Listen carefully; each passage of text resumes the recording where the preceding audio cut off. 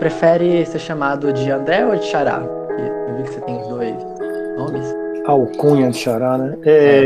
Eu só me chamo de Xará, se quiser me chamar de Xará, fica à vontade. Beleza. Então, André é Xará, até mais estranho. muito obrigado por aceitar aqui. Tá sendo a nossa primeira entrevista, a gente já tem mais algumas marcadas, mas de Uhum. fato tá sendo a primeira. Então, além de agradecer também, é importante a gente se apresentar e acho que em vez de eu te apresentar, é melhor você fazer uma pequena apresentação sua para Perfeito. quem estiver nos assistindo. Tá ok. Eu sou Xará, assino como André Carvalheira, mas só me conhecem como Xará. Sou diretor de fotografia desde 2000. Fazem, portanto, 20 anos que eu atuo na área. Me formei na UNB, curso de comunicação, habilitação em publicidade. Fiz um curso fora, no exterior, né, na França, consegui uma bolsa, na época tinha bolsa. Passei 2 anos na França, me especializando em cinema, e voltado para cinema e, sobretudo, para a minha área, que é a direção de fotografia. E, enfim, eu tenho atuado, sobretudo, como diretor de fotografia, a minha carreira principal, né? Mas dirigi alguns trabalhos, né? Tenho 4 curtas-metragens e um longa-metragem.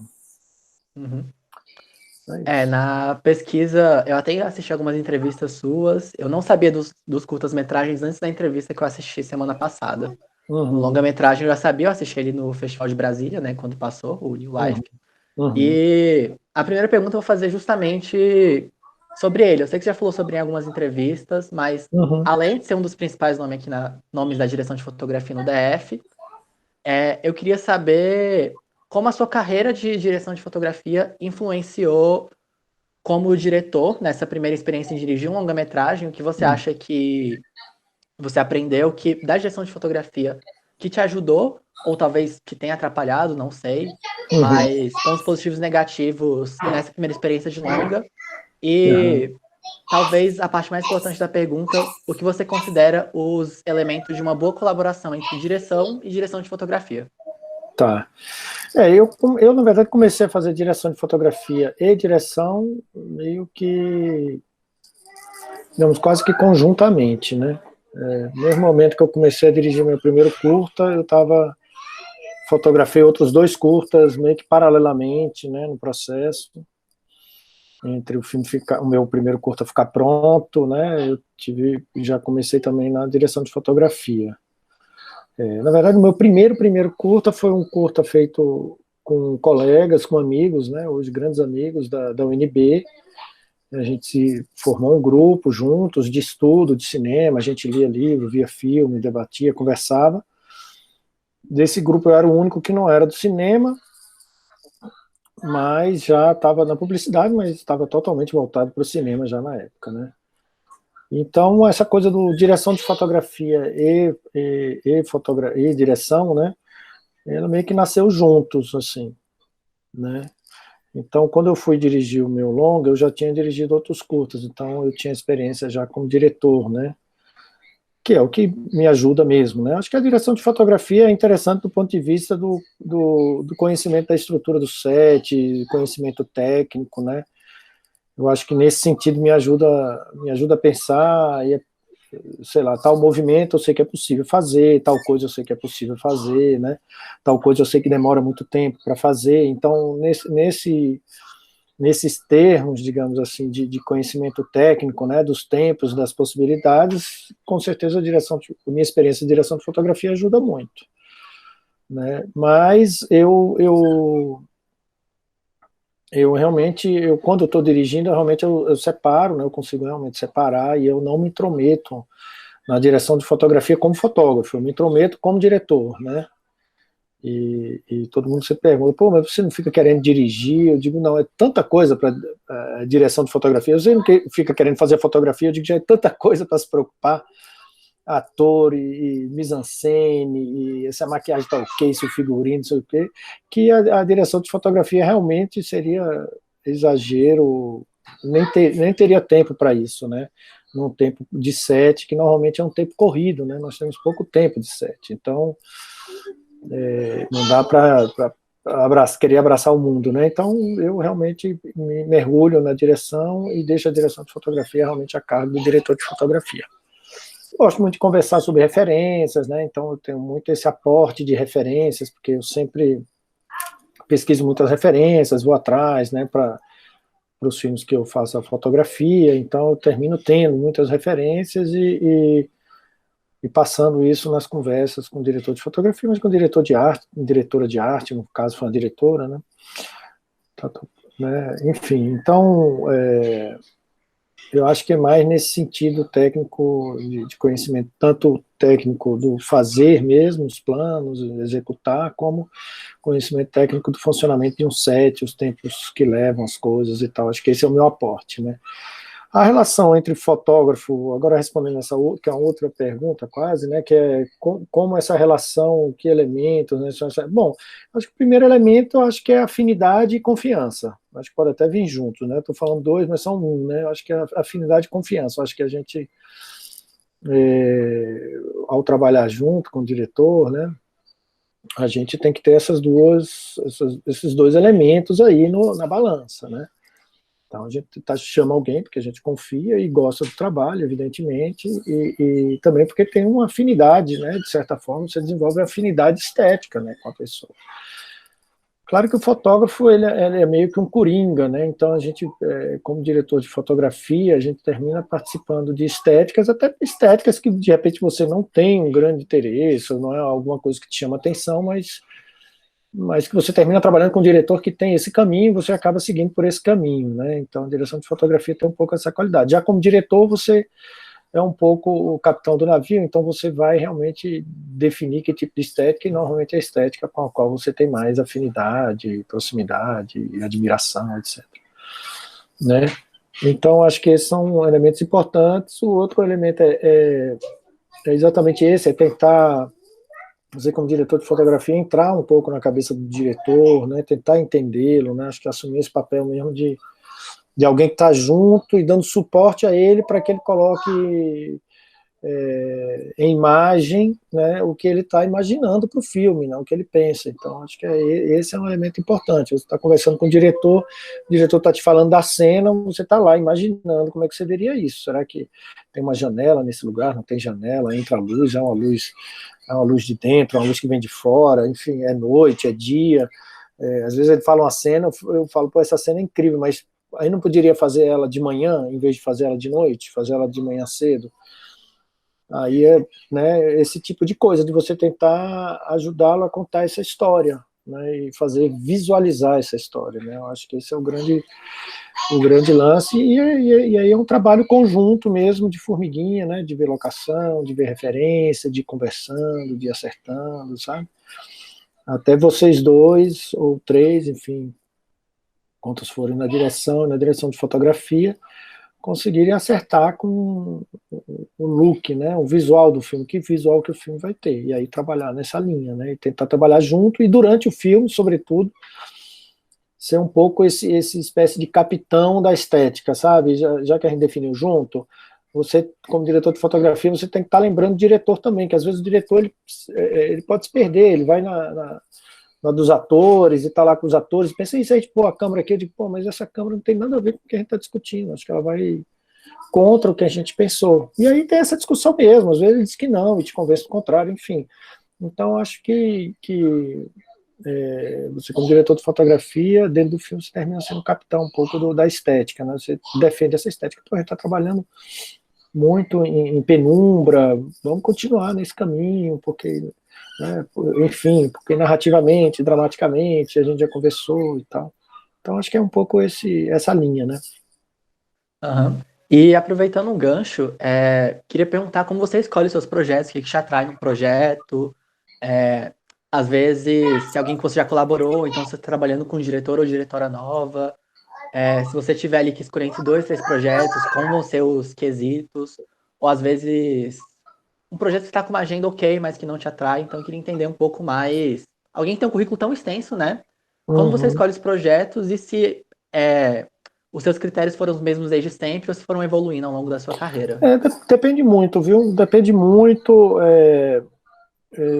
Normalmente, quando eu fecho um projeto, a minha ideia, eu me mantenho fiel, né? Se eu combinei com você que a gente vai fazer um filme em julho, se aparece outro projeto no meio do caminho, mesmo que ele seja mais interessante do ponto de vista, não sei, financeiro, enfim, eu tendo a me manter fiel. Eu digo, olha, eu já assumi um compromisso, eu não posso, né? Evidentemente que se aparecer uma oportunidade incrível do outro mundo, sabe? Aí você negocia, você conversa. Eu acho que isso também, né? Às vezes você quer trabalhar com um diretor.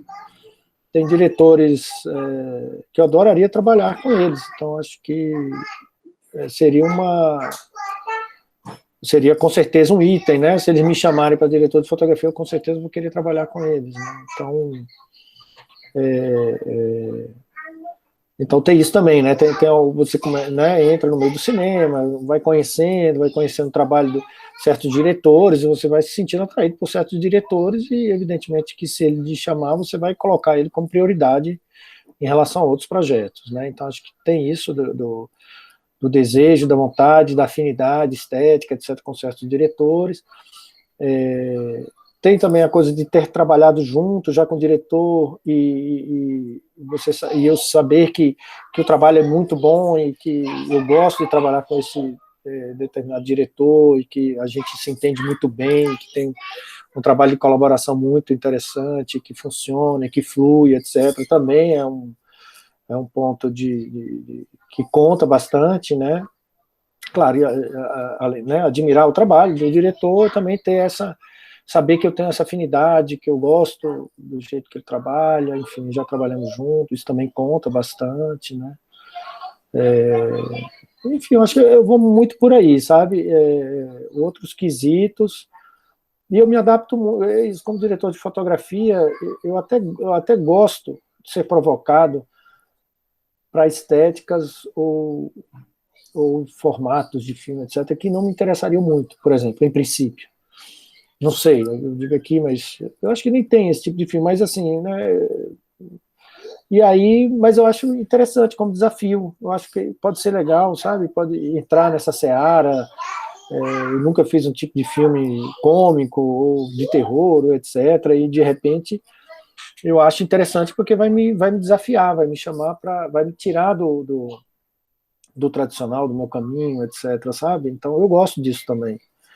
Isso também pode ser um bom ponto de decisão sobre o projeto, sabe? Eu digo, esse projeto tem desafio para mim, ele me estimula, ele me traz coisas, tem coisas difíceis, coisas complicadas, etc., que eu gosto de ser estimulado nesse sentido. Então, talvez também seria um outro ponto aí que me atrai num projeto para escolher, né? Claro, a narrativa, a história que está sendo contada, né? Evidentemente que o viés, digamos, humanista, político, também conta, né? Que tipo de história que eu estou contando também, né? Com certeza, se um bolsonarista me chamasse para fazer filme, eu não iria, tá? Então, assim, entendeu? Por mais desafiante que fosse, mas tem certas coisas que aí já é uma barreira ético-moral, política e humanista que também conta, né? Isso também faz parte, né? Então, acho que é por aí. Eu só conheci o seu trabalho no cinema mesmo, aí quando eu fui pesquisar mais para entrevista, eu vi que você já tinha trabalhado em TV, publicidade, longas, curtas-metragens também. E aí eu queria perguntar se você vê uma grande diferença na forma que esses sets são organizados, se em algum você tem mais liberdade que o outro, se os prazos são diferentes, ou se é algo muito individual para projeto que não dá para falar, não, publicidade é desse jeito, um longa-metragem é desse jeito, curta é desse jeito, etc. Eu acho que entre curta e longa, talvez a única diferença que existe é o tempo, né, de produção. Porque o formato, a forma como funciona é muito próximo, né? Às vezes, sei lá, o curta pode ter menos dinheiro, mas nem sempre, viu? Às vezes tem longa com menos dinheiro que curta, né? Então, acho que de forma de filmar, de trabalhar e de aproximação, acho que a grande diferença é o tempo mesmo, né, que você fica envolvido no projeto. Em relação à publicidade, além do tempo, evidentemente, a publicidade é 2 dias, vai quando muito, tem uma publicidade de 3 dias, são raros os casos, né? Mas normalmente é o tempo, mas também a forma de trabalhar, né? Você está fazendo, evidentemente, um produto um serviço, enfim. Você está anunciando alguma coisa. Então, a relação mesmo da equipe com o que está sendo feito é muito diferente, né? Eu diria que no filme tem uma relação afetiva da equipe também com o que está sendo feito, um entendimento de que o seu trabalho criativo ele vai influenciar de alguma forma, ele vai entrar ali,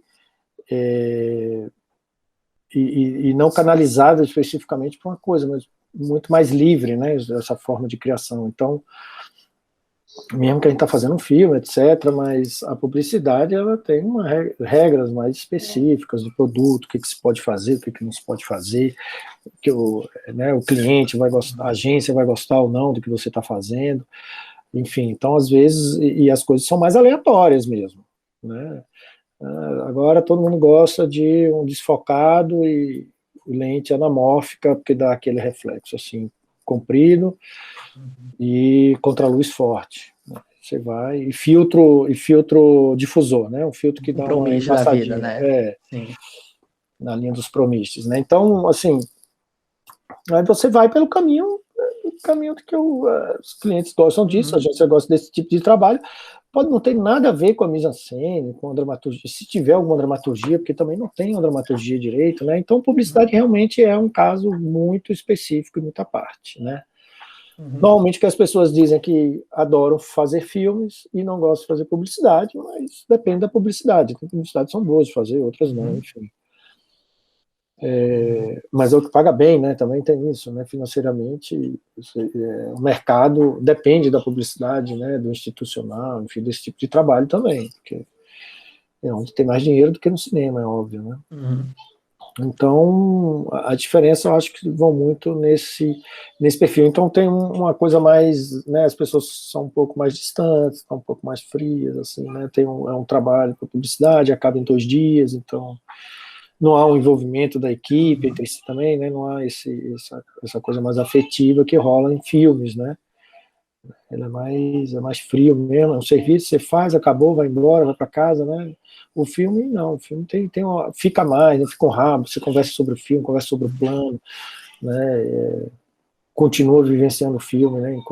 Mesmo quando você está fora do filme, enfim, então tem uma abordagem diferente, né? De trabalho mesmo. E aproveitando aqui que a gente até já falou um pouquinho aí das coisas que estão na moda, né? O filtro difusor, alguns tipos de lentes. Eu queria perguntar qual é o seu processo de escolha de equipamento, quais tipos de lentes você gosta, iluminação, se você tem alguma preferência, por exemplo, por tungstênio, eu lembro que eu vi um diretor de fotografia falando que ele gostava de fotografar filmes inteiros em tungstênio, não lembro quem. Eu lembro que eu assisti um vídeo seu fazendo um breakdown de uma cena de comeback, eu lembro que você falou que tinha um HMI ali perto do carro, mas eu queria saber como é o seu processo, você acha que você tem algum estilo, o tipo de equipamento que você gosta, como você escolhe, como o orçamento influencia, enfim. Aqui o espaço é bastante livre para você falar do que você achar interessante e mais importante nesse processo. O orçamento, com certeza, não adianta você também. Eu já tentei algumas vezes trabalhar com lente anamórfica, porque eu tenho muita vontade de trabalhar com lente anamórfica, mas elas são caríssimas, né? Ainda mais que agora elas estão em moda na publicidade. Então o cara prefere fazer 4 publicidades no mês com as lentes do que alugar para um longa, porque ele vai ganhar muito mais dinheiro, óbvio. Então, é óbvio, você disser assim, eu quero muito a lente anamórfica, o cara do orçamento vai te falar, assim, a produtora, o produtor vai te dizer, olha, não tem como, não tem dinheiro para isso. Então, né, a gente vai se adaptando, né, ao que a gente consegue também. A gente não está em São Paulo também, né, faz uma diferença, que São Paulo é um centro de produção mesmo, então as locadoras estão em São Paulo, os equipamentos, então para a gente é um pouco mais complicado ter acesso, temos acesso, usamos equipamento de São Paulo também e tudo, mas evidentemente a gente termina usando muito o que tem aqui, e o que tem aqui não são muitas coisas, né, são restritos, é um tipo de câmera, tem 2, 3 tipos de lentes, né, assim, não é essa maravilha, não é você chega e olha aquele monte de lente e fala, acho que eu vou querer trabalhar com essa lente, não é bem assim.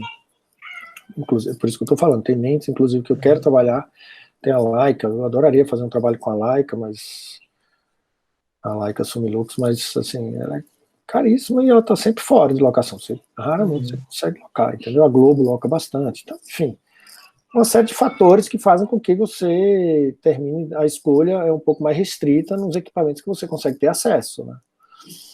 Eu aqui, ultimamente, em alguns filmes, eu tenho trabalhado muito com uma lente Zeiss Standard, que tem para alugar em Brasília, do Davi, né?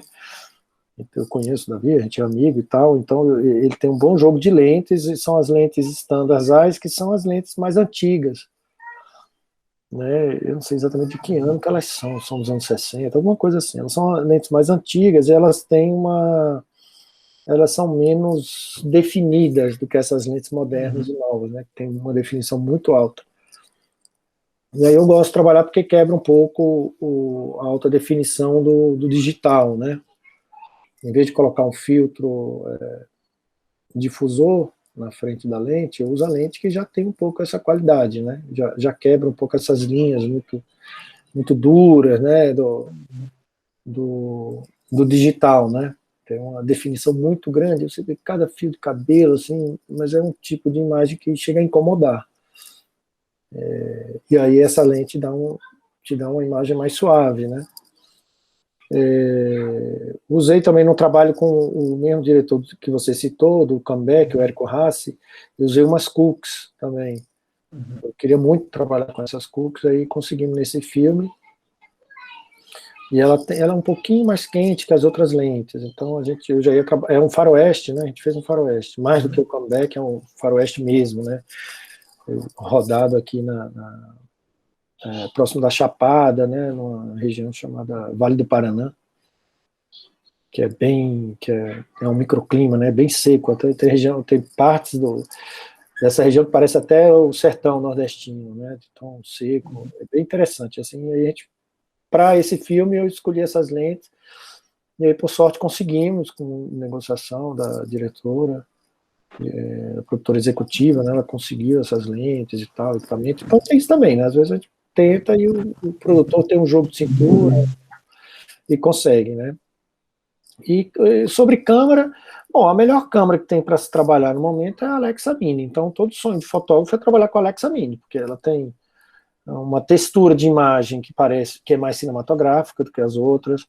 Ela tem uma boa latitude, não é maior do que as outras, inclusive a Sony tem mais latitude do que e eu acho que a Red também, a última Red lá, tem mais latitude, inclusive, que a Alexa, né? Mas a Alexa tem uma qualidade na imagem, porque não é só latitude, né? Não sei se eu posso falar termo técnico assim, tá tudo bem?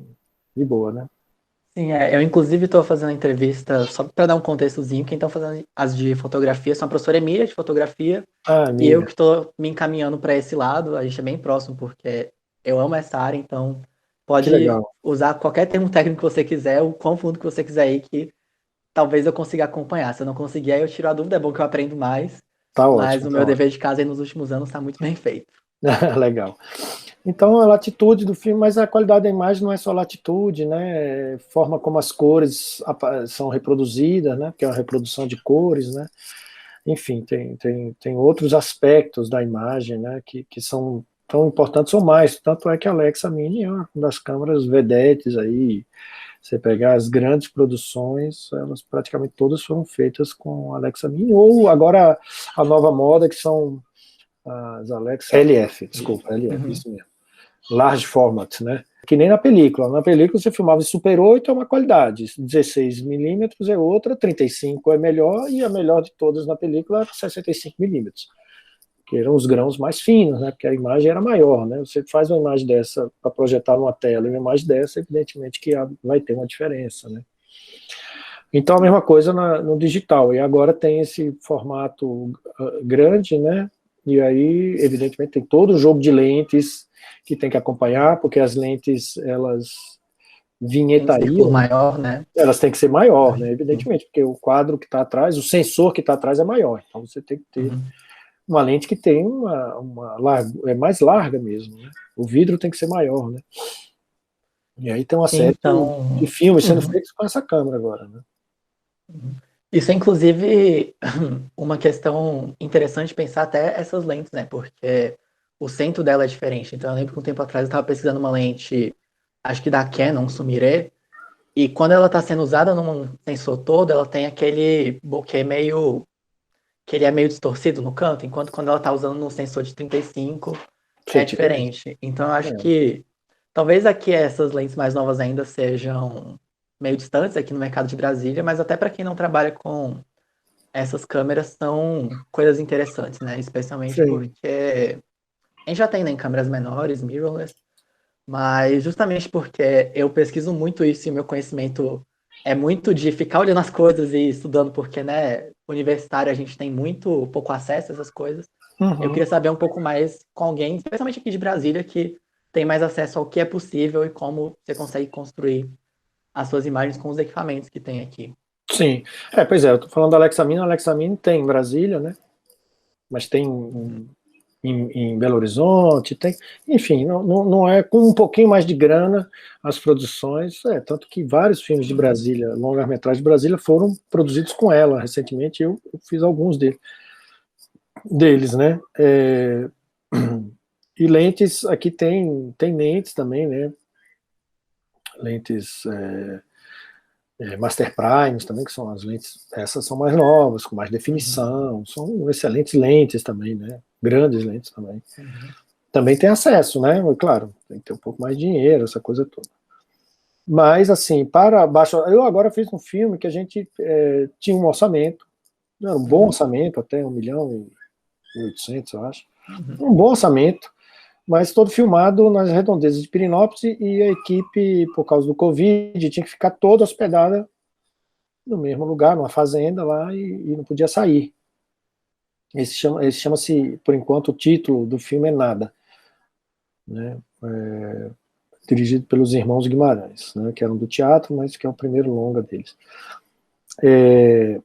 E aí o dinheiro para hospedar esse pessoal todo por tempo integral lá, e até antes, né, porque a gente foi em visita de locação, fizemos o Monstro. Explico, o Monstro é uma pré-filmagem, foi não precisa ser necessariamente com a mesma câmera, no caso, foi com a mesma câmera, porque era uma câmera que a gente tinha acesso, é a Blackmagic Pocket 6K. Uhum. Então a gente fez um monstro, filmou várias cenas e depois montou para ver o que funcionava e o que não funcionava. Então foi uma pré bem luxuosa, eu digo, né? Porque é difícil você ter esse tempo para isso. Mas enfim, esse teve. Então teve muito gasto com isso, e gasto com máscara, com teste de Covid, essas coisas todas para poder ter controle, né? Enfim, deu tudo certo, graças, né? Ninguém ficou Uhum. doente nem nada, funcionou. Mas uma parte grande do orçamento foi para isso, né? Então, assim, a gente teve que sair barateando outras coisas, e aí o produtor, que é o Alisson, ele me procurou e falou: olha, Xará, a gente tá com pouquíssima grana, como é que a gente barateia isso? Eu digo: olha, eu tinha investido uma grana numa Pocket 6K, eu digo: vamos fazer com a 6K, vamos fazer um teste, me dá a câmera aqui, vou fazer um teste, vamos ver como é que fica. E eu gostei do resultado, achei um rendimento de imagem muito bom, assim, acho que a câmera, digamos assim, a câmera qualidade-preço, de melhor relação qualidade-preço, né? É o que te dá a melhor imagem com o menor preço. Com esse preço você não consegue uma imagem tão boa como qualquer outro equipamento, só essa câmera mesmo. Então, realmente muito boa. A gente usou ela o filme inteiro, ela não parou, não travou, não esquentou, rodando planos longuíssimos, de 7, 8 minutos às vezes, e a câmera segurou a onda, sabe? A gente até fez um SSD externo, né, para não gravar só no cartão da câmera, gravamos no SSD externo, fizemos uma série de acoplagens à câmera, né, viewfinder, bateria extra, que as baterias da câmera realmente são aquelas que usa Da nas Canon. câmeras É. Canon, Uhum. não segura nada, né, ela cai muito rápido. Então, a gente fez uma série de adaptações e usou ela como câmera, e usou essas lentes Zeiss. Trocamos o bocal dela, né, botamos o bocal PL para poder caber essas lentes de cinema, Uhum.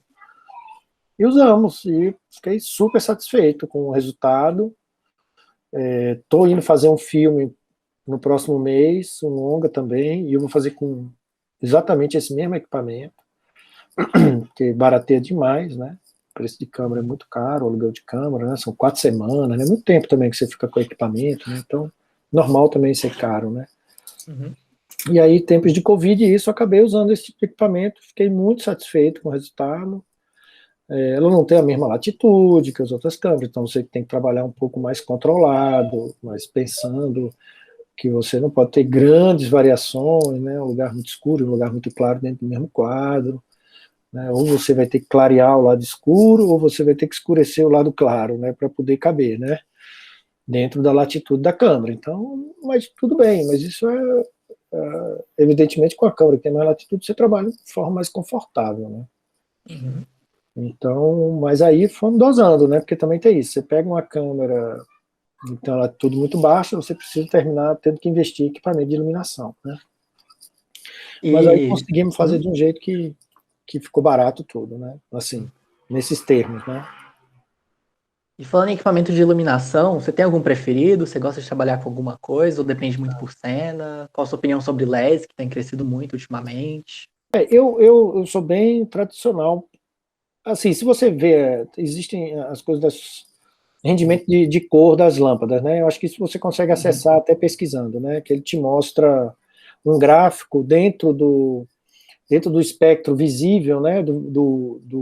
Que vai desde o infravermelho ao ultravioleta, nesse meio termo, né? Do vermelho ao violeta, né? Passando por todas as cores.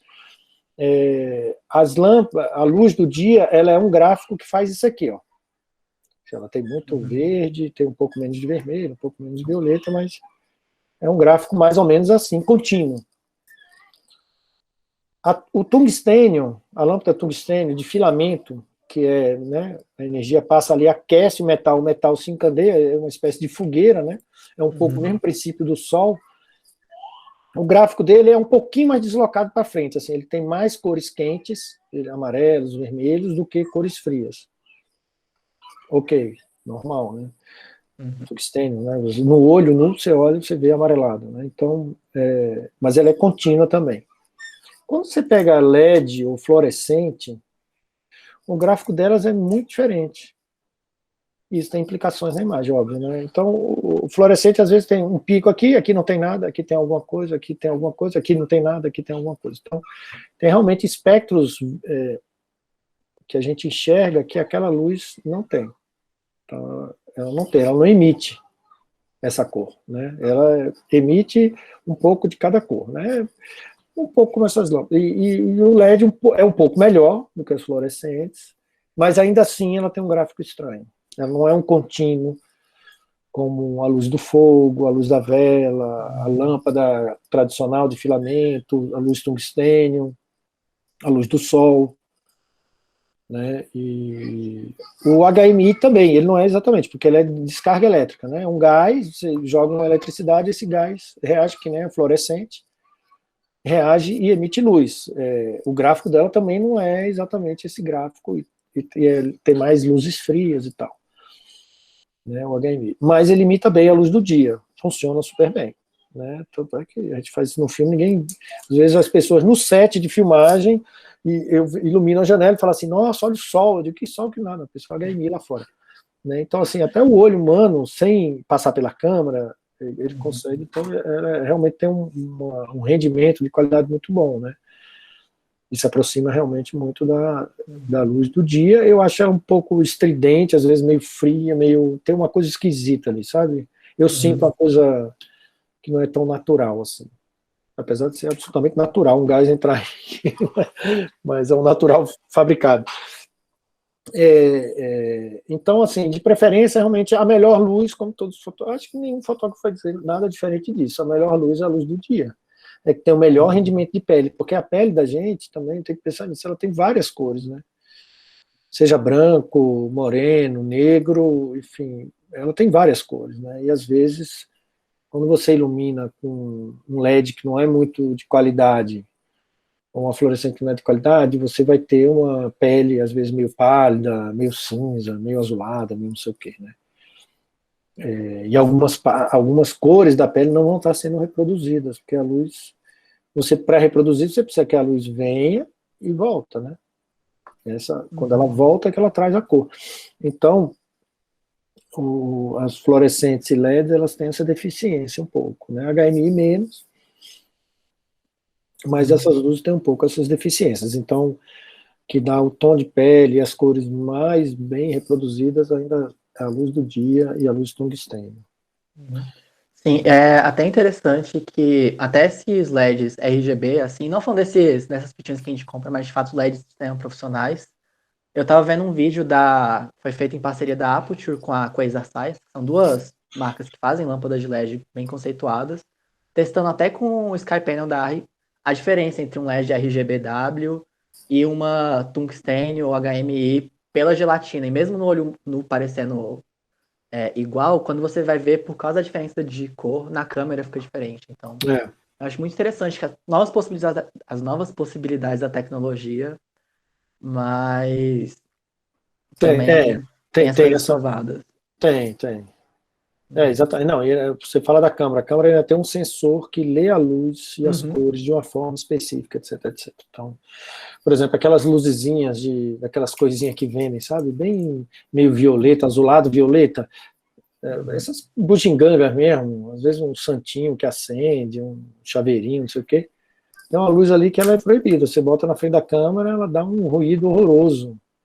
Fica péssimo. Não dá para a câmera não consegue reproduzir aquilo, sabe? Ela dá um erro digital, com uns pixels assim. Uhum.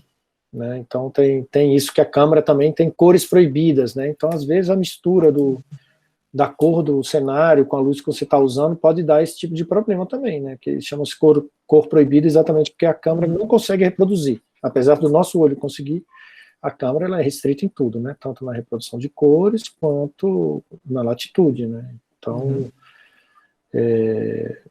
já vem um trabalho de fotógrafo, né? Tem que entender o olho da câmera, né? E a gente tentar converter as coisas que estão na frente da câmera para o olho dela, né? Não para o nosso, né? E Então, acho que essas aproveitando. luzes, mas você está falando só uma coisa das luzes, que é o seguinte, essas luzes têm um grau de reprodução muito bom, de pele, etc. Só que isso era muito, muito buscado e requerido pelo cinema clássico tradicional, de película. O mais importante é a cor de pele. Até hoje, muitos fotógrafos falam disso, que o tom de pele é mais importante. Mas eu quero garantir o tom de pele e tal. Só que você vê muitos filmes hoje que o tom de pele está nas cucuias, que o cara não está nem aí. Os caras passam debaixo de uma luz verde, fica todo mundo verde, passa numa luz azulada e não sei o que agora é a onda, né, de usar muito essas luzes coloridas e tal. E o tom de pele vai para as cucuias e ninguém está nem aí, entendeu? E fica bonito, e fica interessante. Então, assim, isso é tudo muito relativo, essa coisa, né? Esse filme mesmo que eu estava fazendo tinha uma parte no campo. Aí na parte no campo eu só quis usar luz tungstênio e cheguei a usar HMI em alguns momentos filtrado com gelatina, uma gelatina que se chama Stroll, que é uma gelatina meio amarelada, que dá uma quebrada nessa azul frio do HMI. E aí depois tinha uma parte que era na cidade. E aí na parte da cidade eu usei só LED, usei HMI também, mais puro, sem filtrar, e usei LED e fluorescentes. Porque eu queria que realmente a cor da cidade, dos personagens na cidade, trouxesse essa coisa urbana mesmo, né? Dessas diferentes luzes, né? E enquanto que na área rural, no campo, eu queria que ficasse uma luz mais tradicional, mais antiga, da fogueira, do sol, luz do dia, etc. Então é isso, às vezes você usa esse defeito da luz a seu favor, né? Você cria também uma situação com ele. Eu acho lindo, às vezes uso fluorescente esverdeada mesmo, para dar um esverdeado e fica lindo na imagem, entendeu? Então, é muito relativo isso, né? Eu prefiro dependendo do que é a cena. Aí eu prefiro tal luz ou tal luz, entendeu? É mais isso. Acho que a próxima pergunta já conversa muito com isso que a gente estava falando, sobre ciência de cor da câmera, do sensor, filme e película, que agora, né, com o cinema digital, a parte da pós-produção de cor é muito importante, né? A interpretação dos dados, a curva logarítmica. Eu lembro que eu estava vendo uns estudos do diretor de fotografia estadunidense, o Steve Edlin, que ele compara processamentos em RAW e como ele consegue deixar praticamente idêntico, né? Ele falou que aquele filme O Último Jedi e depois o Knives Out foi um estudo para ele convencer o diretor que ele não precisava usar a película. E eu queria saber o quão como você trabalha com isso na pós-produção, quão envolvido você é. Eu sei que algumas pessoas gostam de entrar muito, outras, para ela, o que importa é a iluminação que está na frente e tá mais em carro colorista. Eu queria saber o quão envolvido você é nisso, e como é esse processo, assim. Tá. Uma vez eu estava entrevistando o César Charlone, tá? Que nem você, estudante entrevistando o César Charlone. O César Charlone me falou um negócio que estava entrevistando, eu vi um vídeo dele, enfim, não sei se, mas eu tive uma conversa com ele, mas às vezes eu confundo o que eu perguntei e o que eu assisti no vídeo. E aí ele fala, mas foi uma coisa que me marcou, que ele fala que ele era muito fotógrafo, muito de luzinha, colocava muita luz, botava bandeira e fazia mil coisas, e dava aquela segurada no set, né, porque demora para fazer essas coisas. E depois, com a pós-digital, ele se simplificou muito, que ele já viu alguma coisa e fala, isso aí na pós eu resolvo. E é verdade, eu mesmo, por exemplo, tem coisa assim, às vezes tem uma parede que eu acho que está clara demais, entendeu? Não faz sentido aquela parede estar tão iluminada naquela cena. Só que o personagem não passa na frente daquela parede, ele só passa por esse lado do quadro. Aí a parede está aqui, o cara só gasta aqui. Eu sei que ninguém passando na frente, eu na pós, eu vou chegar, meter uma máscara ali e escureço. Para que eu vou ficar pedindo para o cara prender uma bandeira no teto, super difícil, que vai levar meia hora para o cara fazer isso, o set correndo e todo mundo falando, vamos embora, eu falo, vamos embora. Não tem problema. Então, isso realmente simplifica. E eu acho que, para todo fotógrafo, você tem que ter esse pé na pós. Hoje, obrigatoriamente. Na película era mais complicado, porque eu fiz da película e uma vez acompanhei o cara fazendo, tradicionalmente. Cara, é um negócio muito artesanal, né? Então ele tinha uma maquininha, um quadradinho desse tamanho, assim, com a luz por baixo, e passava um negativo, era o copião, né, que era a cópia do negativo, passava aqui dentro, e uma luzinha por trás, e você via essa imagem. E o cara olhava assim, ó. E aí ele tinha umas gelatinazinhas. Ele tinha uma gelatina amarela, uma magenta, uma azulada, e aí ele vinha e colocava. E tinham várias gradações dessas gelatinazinhas, né? Mais escura, mais fraca, mais, enfim. Ele colocava na frente. Aí eu olhava lá, a magenta e a verde. Tá meio esverdeada. Ele botava uma de magenta. Olha aqui. Aí eu olhava. E aí, tá melhor? Eu digo, acho que tá, né? Aí sabe, amarela. Então, assim, ele fazia isso muito. Era muito difícil pra gente acompanhar. Então, realmente, você podia dizer, cara, eu confio nesse colorista. E vamos fazer uma prova, e quando você tinha dinheiro, né, você fazia uma prova, assistia com o cara, falava, não, isso aqui não tá bom não, vamos mexer de novo. Chamava-se cópia zero, né, então você remarcava, e o cara voltava lá, aí no digital não, você senta do lado do cara, tem um baita monitor, um monitor um pouco menor, enfim, que seja, tem um monitor, um computador, que seja, e você tá vendo junto com o cara o que ele tá fazendo. Ele disse, olha, você quer mais assim? Não, quer mais assado? Não, quer mais assado. Então, você tem um poder muito maior de decisão, de influenciar. Então, para mim, inclusive, eu já fui colorista de alguns curtas. Não fiz a fotografia, um foi a Dani Azul que fotografou, outro acho que foi o André Miranda, e teve um outro da Dani Azul também, e teve um outro também. Enfim, teve uns 4 curtas ou 5 que eu só fui o colorista. Só fui o colorista. Colorista já é muita coisa, ser colorista, não trabalho. E aí eu fiz a cor, e com um fotógrafo do lado, acompanhando. Então eu também gosto desse lado, né, desse brincar com a imagem, de saturar, de colocar, porque isso tem muito jogo de cintura ali, né? Você faz a imagem ali também, sabe? Ali é um processo, antes o processo, acho que a importância era muito maior na filmagem, muito menor nesse, agora eu acho que é quase igual, né? E se for um filme que trabalhe com efeitos, o que tem essa coisa, mais ainda, né? Então, é muito importante a cor. Acompanhar, tá lá, saber, entender um pouco, sabe? Que é importante para o fotógrafo. Sim. Eu também tenho pesquisado bastante isso, né? Especialmente porque contexto universitário, né? Às vezes você mesmo tem que fazer várias coisas, então já fiz a fotografia, depois a cor ali, pensando bastante. E falando sobre isso também, a última pergunta, acho que vai caber certo no nosso tempo de entrevista. E eu acho que é a pergunta que nenhum dos meus colegas me perdoaria se eu não fizesse, que Então vamos responder. sim, quais seriam os conselhos que você daria para alguém que está ali dando os seus primeiros passos, nem não necessariamente os primeiros passos, mas que já está ali saindo da universidade, tem trabalhado com isso e quer dar o próximo passo, seguir a carreira nessa área profissionalmente, e especialmente aqui em Brasília mesmo, aproveitando que tem experiência no mercado daqui, os conselhos você daria para alguém como eu, como meus colegas que estão seguindo aí, veteranos, calouros que estão nessa área, que já estão no sistema universitário e sabem, eu quero trabalhar com direção de fotografia, quero trabalhar na área de fotografia. Qual seriam os conselhos que você daria? Ter uma boa... ser cinéfilo, né? Fundamental. Uhum. Seguir, acompanhar o trabalho de fotógrafos é fundamental também, importante você saber como é. Eu faço isso até hoje, por exemplo, né? Sigo alguns fotógrafos, vejo o que eles estão fazendo, como é que eles estão fazendo, que equipamento que estão usando, como é que...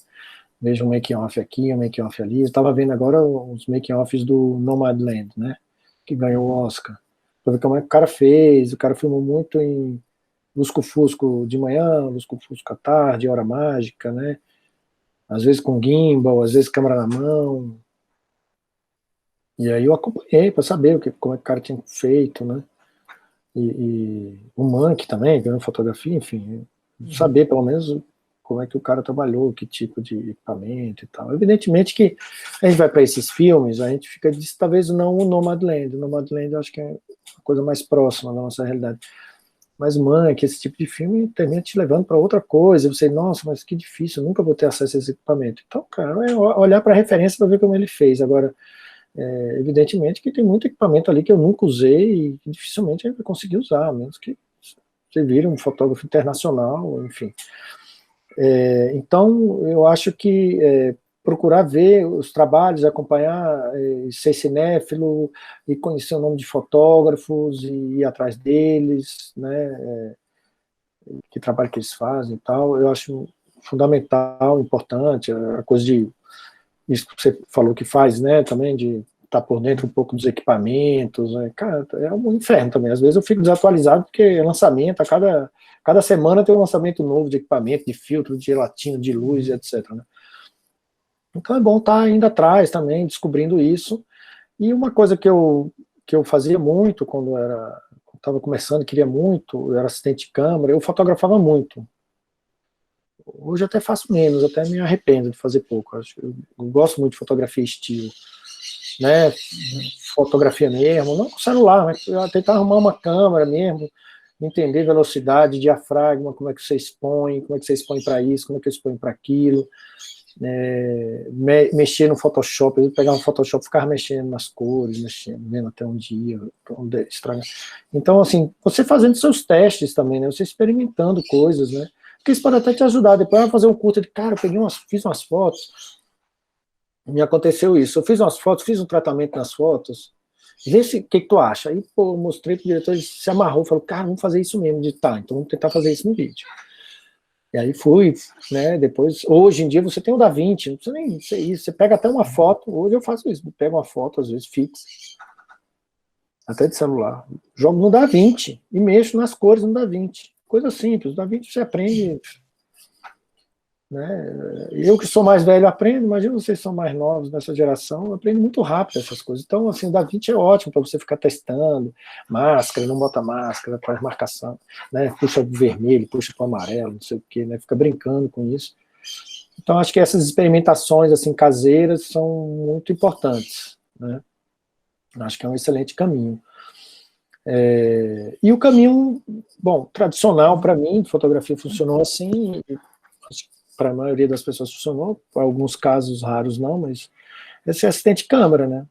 Ir atrás, virar assistente de câmera, virar vídeo assiste, logger, que seja, e ser segundo assistente de câmera, virar primeiro assistente de câmera, ou pelo menos alguma assistência de câmera, precisa fazer realmente a carreira.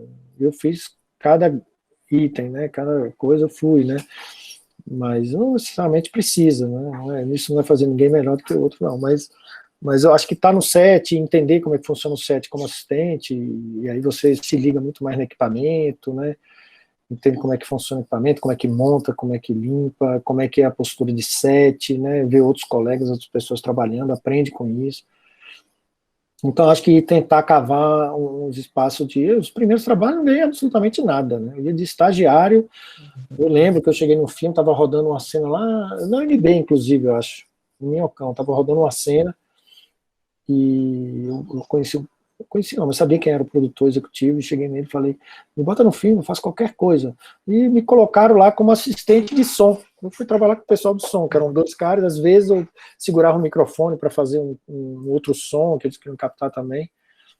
Né, já fui produtor, já trabalhei assistente de produção, eu acho que colar no set, até para você ver se é isso mesmo, entendeu? Porque aí você entende o trabalho da fotografia. E de repente algumas pessoas descobrem que não, pô, não sei se é para mim não, eu curto mais estar na arte, vou para a arte, sabe? Ou não, eu gosto do som, enfim. Até para você descobrir se é isso mesmo, ou dizer, não, cara, é isso mesmo que eu quero fazer, isso é incrível, isso é maravilhoso, eu quero isso mesmo, né? Como eu fui descobrindo, e aí colei num assistente de câmara na época, e ele me ensinou nas horas vagas, eu ia lá no hotel, aí ele gostou de mim, ele, vem aqui, vem no hotel que eu te ensino a carregar e descarregar chassi, era película, né? E aí ele me ensinou a carregar e descarregar chassi, sabe? Então foi isso, de insistência, de ficar batendo nas portas, indo atrás, né? E o outro lado que me ajudou muito, e que eu acho que é fundamental, são os alunos se juntarem e fazer filmes juntos, na UNB. Isso também é fundamental, né? Esse grupo, a gente fez 4 curtas que a gente... o meu eu dirigi, o outro fotografei, no outro eu fiz não sei o quê, sabe? Enfim, e a gente se ajudou e produziu. E não era trabalho da UNB, não era nenhum TCC, não era nada. É a gente que quis fazer, a gente que se juntou, a gente rachou 2 latas de 16mm, que dão 11 minutos e pouco de filmagem, e a gente dividiu no meio, tinha que fazer mini-filmes, então tinha que fazer 4 mini-filmes, cada um usava metade da lata, e conseguimos uma câmera também, enfim, a gente se virou, e isso também ajudou muito, pelo menos perder esse medo de fazer, né? Eu, quando fotografei, que eu peguei a película, usei fotômetro, para mim era uma coisa tão... mais estranha do que o vídeo, né? Porque o vídeo você coloca lá, tem um monitor, você sabe mais ou menos o que está dando, agora, na película... aquele viewfinder lá não te dá nenhuma... Você pode estar filmando tudo escuro e ele não vai te falar que você está filmando tudo escuro, nem que está tudo claro demais, enfim. Tinha que ser no fotômetro, e aí um fotômetro, e aí a primeira vez que eu vi revelado, eu falei, aparece imagem mesmo, né? Ou seja, né, eu sou capaz de colocar imagem nesse suporte, né? Então, isso me fez perder o medo e ser mais ousado, e ir atrás, e fazer as coisas, e, eu posso fazer, eu consigo, né? E agora com vídeo, cara, todo mundo consegue, sabe? E eu fiz filme desde com... Só não fiz com celular, mas eu acho que, cara, com as Canon, 5D, Mini DV, pô, eu fiz um filme com a Mini DV lá no interior do Maranhão, e ficou bom, e aí veio um fotógrafo e falou, pô, você filmou com 16mm? Eu falei, foi o Afonso Beato, tava dando curso, ele disse, não, esse curta que passou aqui com 16mm, eu falei, o Afonso eu fiz com Mini DV, não foi 16 não. Aí ele falou, cara, é mesmo, pô, que incrível, você conseguiu acertar. Sabe, então você consegue às vezes um resultado com o equipamento que... Uma vez tem um teste famoso, um teste que fizeram com várias câmeras nos Estados Unidos, desde a Alexa até 5D, etc. E aí projetaram para a audiência. E aí tinha gente que gostava mais de uma imagem de outra e nem sempre era da melhor câmera. Mas era do fotógrafo que conseguiu tirar o melhor resultado com aquele equipamento. Então já iluminei filmes só com lâmpada comum. Eu comprei aquela lanterna chinesa e lâmpada comum, trocava a lâmpada de abajur, botava na lanterna chinesa, prendia não sei aonde. Eu gosto muito de usar lâmpadas, até o practical lights, né, que os americanos chamam, mas assim, de luzes práticas mesmo. Eu tenho, no meu equipamento, eu tenho lâmpada de poste, dessas... Vapor de sódio? Vapor de sódio e de mercúrio, tem a esverdeada e a vapor de sódio que é mais avermelhada, né, de mercúrio que é esverdeada. Tenho, porque às vezes vai iluminar na frente, não adianta, eu já fiz isso, pode colocar o refletor lá com a gelatina, até tem uma gelatina que chama sódio, vapor sódio, achei o resultado, ok, mas fica falso, aí quando você bota uma lâmpada mesmo, de poste, cara, fica perfeito. Às vezes você bota em quadro, né? Esse filme mesmo, tinha na frente da casa, não tinha luz, não sei o que, eu falei, tinha um pedaço de pau, assim, que passava um fio elétrico, eu falei, cara, prende a luz ali, que ninguém vai dizer que não é dali. Foi, prendeu a lâmpada, pendurou, puf, em quadro, filmava, iluminava o que eu queria, que era o fundo. Entendeu? Então, assim, eu tenho essas lâmpadas, tenho fluorescentes, pesquisei fluorescentes comuns, lâmpadas comuns mesmo, comprei reator, fluorescente, às vezes fiz calha, em vez de colocar de um lado da calha, eu colocava na parte de dentro da calha e virava para baixo. faz uma bandeira para não iluminar o fundo, iluminar só a mesa. Saca, fiz mesa Ué, o comeback é cheio de lâmpadas fluorescentes dentro do bar, são todas comuns, não tem nada iluminado com refletor não ali. É tudo de lâmpada comum, entendeu?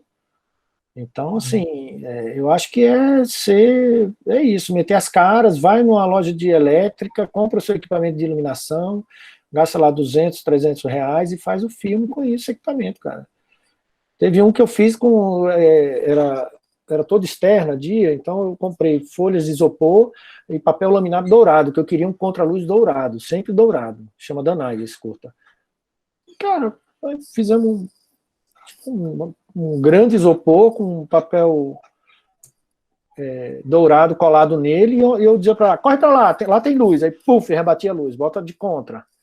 Pode ver, o filme, se você tiver a oportunidade de assistir, enfim, a gente está até querendo colocar uns filmes da minha produtora, chamada 400 Filmes, esse é um deles, colocar online aí, né, que a gente teve um recurso da Aldir Blanc, aí a gente vai fazer uma amostra com os curtas que a gente tem, né, que a gente produziu e fez. E aí um deles que vai passar é esse. Então, assim, sabe, desde lâmpada comum, a folha de isopor, o orçamento de luz para esse filme foi 150 reais na época. Sacou? Então, assim, e luz diurna, cara, e luz do sol é maravilhosa, se você souber usar, botar uma pessoa do lado da janela, ver referências, vai ver o Vermeer, né, como é que ele usa, o Hopper, tem até o livrinho do Hopper ali, ó, Hopper, vai ver esses pintores também que são foda, que são bons pra caramba, sabe, e ver como é que eles fazem o desenho de luz deles. O Hopper é a luz bem marcada, assim, que entra pela janela. O Vermeer já é uma luz difusa que entra pela janela. E como é que eu faço luz difusa? Tem filtro, ou você filtra, ou você rebate. Qual é o mais difuso? O rebatido, sempre. O difuso é um pouco duro. Mas se for um difusor mais forte, se for um tecido branco, realmente vai difundir mais do que se for um papel, aquele papel manteiga que você compra. Eu tenho um rolo de papel manteiga também. Entendeu? Um pedaço de pano preto. No carro, vou filmar no carro, vai ter luz. Eu pego o pano branco, jogo no colo dos atores. Onde não estiver enquadrando, eu jogo pano branco, que a luz bate e volta, ilumina dentro do carro. Então, assim, eu usava isso quando era estudante, continuo usando e aprimorando esse lado também, não só do equipamento profissional, não sei o quê, espelho. Não tem como jogar aquela luz ali, pega um espelho quadradinho, joga a luz daquele lado de lá, o sol está vindo de lá, eu quero jogar do outro lado. Sabe? Você posiciona um espelho, eu acho que é futricar, acho que é mexer nesse tipo de coisa, que coisas possíveis da gente fazer, e totalmente à mão para qualquer pessoa, entendeu? E o equipamento de câmera é esse, quando você puder ter uma câmera melhor, ótimo, se não puder, vai com aquela mesmo que está ali, com aquela lente mesmo que está ali, entendeu? O negócio é tentar tirar o melhor resultado do equipamento. É isso. Aproveitando para quem está vendo aqui, se você estiver vendo no YouTube, a gente vai colocar o link do site do Xará aqui. Mas enfim, Xará, muito obrigado, a gente já prometi que ia ser até meio-dia, a gente estourou 3 minutinhos aqui. Tranquilo. Mas foi ótimo conversa, assim, sabe? Aquelas conversas que a gente gostaria que pudesse estender por muito mais tempo. Mas espero que no futuro tenham outras, assim, quem sabe depois que formar, talvez até consiga ser um assistente de câmera aí, já fazendo meu jabá, jogando meu nome certíssimo. E é isso, não tenham vergonha e não tenham medo de contatar e bater nas portas e falar com as pessoas e pedir. Só assim que se consegue. Ninguém vai atrás de vocês, não. Viu? Pois é, então quando tiver um projeto assim, se estiver precisando de um assistente, eu estou mais do que disponível, assim. Se eu tiver, conseguir, pode me chamar.